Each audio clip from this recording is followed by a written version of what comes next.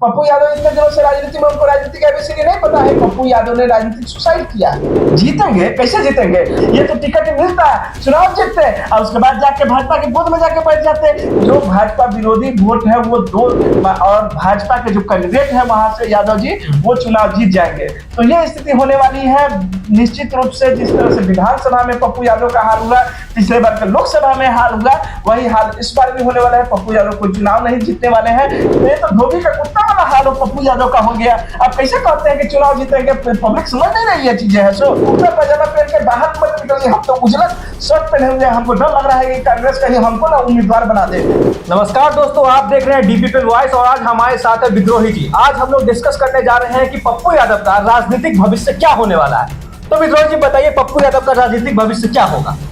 देखिए, बहुत ही ज्वलंत मुद्दा है। अभी के समय में हर लोग के मन में यह सवाल उठ रहा है कि पप्पू यादव ने निर्दलीय नामांकन का फॉर्म भर दिया है और उनको कांग्रेस का सिंबल नहीं मिला है, जबकि कांग्रेस को उम्मीद लेके गए थे, अपने पार्टी का विलय कर दिए थे। जो लाखों करोड़ों रुपया हर महीने खर्चा करते थे, जनता के बीच में उड़ाते थे और पूरे बिहार में घूम घूम कर लोगों की मदद करते थे। लोग यह सोचते थे कि कोई घटना घटी है, कोई बड़ा नेता आएगा कि नहीं आएगा। लोग वैसी स्थिति में पप्पू यादव को फोन करते थे। यानी कि पप्पू यादव कहीं ना कहीं लोगों के अंदर में या विश्वास दिलाने में कामयाब हो गए थे कि वो किसी बुरे परिस्थितियों में या किसी मतलब जहां पर आवाज उठानी हो, लड़ाई लड़नी हो या साथ देना हो, एक नेता है बिहार में जो अपने दल बल के साथ उस जगह पर पहुंचता है और जो पीड़ित है उसको ढांढस बढ़ाने का काम करता है। ये छवि थी पप्पू यादव की। पप्पू यादव को लोग रॉबिन हुड भी मानते थे।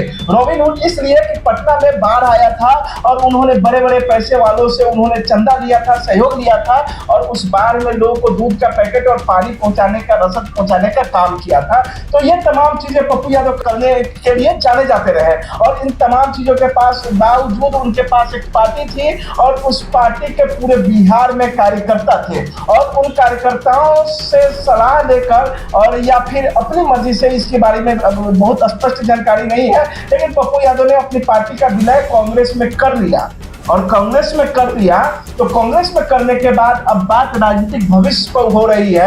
पप्पू यादव का कहना है कि उनका राजनीतिक हत्या किया गया है। क्या कहना चाहेंगे इसमें? राजनीतिक हत्या तो हम बिल्कुल नहीं मानेंगे, क्योंकि हर पार्टी में कुछ न कुछ राजनीति में कूटनीति, राजनीति और ये सारी चीजें चलती रहती है। जो नेता है एक दूसरे के साथ छल प्रपंच और ये सब करते रहते हैं। तो राजनीतिक हत्या आपकी नहीं हो, इसके लिए आप कितना सतर्क हैं? पप्पू यादव इतने दिनों से राजनीति में, उनको राजनीति का एबीसीडी नहीं पता है कि उनके साथ कब धोखा हो सकता है, कब उनकी हत्या हो सकती है। तो इसके लिए उनको ना तैयार रहना चाहिए।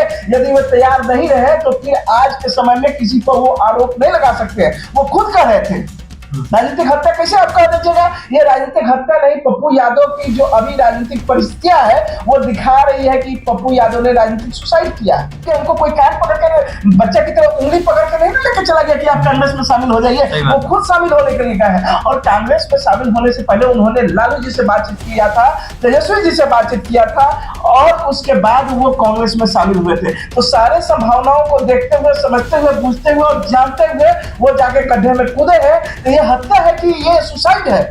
और इसके बाद जब उनको टिकट नहीं मिला तो निर्दलीय जाके चुनाव लड़ गए, नॉमिनेशन भर दिए। पप्पू यादव चुनाव जीतेंगे कि नहीं जीतेंगे? जीतेंगे कैसे जीतेंगे? अभी एक तरफ अभी देश में एक ही माहौल चल रहा है, मोदी हटाओ और मोदी जिताओ। ये दो तरह की धारा है और ये दो तरह की धारा में अगर आप किसी एक धारा के नाव पर सवार नहीं होते हैं तो वोट की राजनीति में आप कहीं ना कहीं पिछड़ जाएंगे। अभी जो स्थिति है उस स्थिति में पप्पू यादव जब पूर्णिया से लोकसभा के लिए अपना नामांकन दाखिल कर दिए हैं तो क्या हुआ है कि जो तेजस्वी जी है पूर्णिया में रैली किए हैं और कहे हैं कि जो महागठबंधन के साथ नहीं है इसका मतलब है वो भाजपा के साथ है। तेजस्वी जी का कहना भी सही है, क्योंकि पप्पू यादव जी चुनाव जीतने नहीं जा रहे हैं, नहीं जीतने जा रहे हैं। ये लिख के रख लीजिए। हम उनके समर्थकों को भी कहना चाह रहे हैं कि पप्पू यादव जी भाजपा का सपोर्ट कर रहे हैं। भाजपा का सपोर्ट नहीं कर रहे हैं तो क्या कर रहे हैं? अगर उनको टिकट नहीं मिला तो क्या व्यक्ति स्वार्थ में इतना अंधा हो जाएगा? पार्टी कुछ नहीं है, पार्टी के लिए काम नहीं करना चाहिए। एक बच्चा जब पढ़ाई करना शुरू करता है तो प्री नर्सरी से लेकर ग्रेजुएशन तक पढ़ाई करता है, उसके बाद में नौकरी होगी कि नहीं होगी उसकी गारंटी नहीं है। कांग्रेस में आज शामिल हुआ, आज ही उनको टिकट चाहिए, टिकट नहीं मिलेगा तो निर्दलीय चुनाव लड़ जाएंगे। तो क्या ये पार्टी के भरोसेमंद सिपाही साबित हुए? क्या नहीं हुए। तो ऐसी स्थिति में पार्टी पर कैसे भरोसा करती? ये तो टिकट मिलता है, चुनाव जीतते हैं और उसके बाद जाके भाजपा के बूथ में जाके बैठ जाते, इसका कोई गारंटी है? अगर उनकी विचारधारा अगर स्पष्ट नहीं है, वो लालू जी का विरोध पर उनकी राजनीति जन्मी है, आज कह रहे हैं कि लालू जी मेरे ऊपर दया कीजिए, हमारा हत्या मत कीजिए, हमको टिकट मिलने दीजिए। क्यों मिलेगा भाई? आप खुद कह रहे हैं कि लालू जी कहे थे कि हमारे पार्टी में अपना विलय कर लीजिए, क्यों नहीं राजद में विलय किए? क्योंकि वहां राजनीतिक भविष्य नहीं था, यहाँ राजनीतिक भविष्य दिखा। आज नॉमिनेशन कर दिए और कांग्रेस के आला कमान अखिलेश सिंह जी जो बिहार के अध्यक्ष है, वो स्पष्ट कह रहे हैं कि पप्पू जी को कोई टिकट नहीं मिला है, वो निर्दलीय चुनाव लड़ रहे हैं और ये गलत लड़ रहे हैं। कांग्रेस कहेगी कि नामांकन वापस लीजिए, और अगर नामांकन वापस नहीं लेंगे तो सचमुच में उनका पॉलिटिकल डेथ हो जाएगा।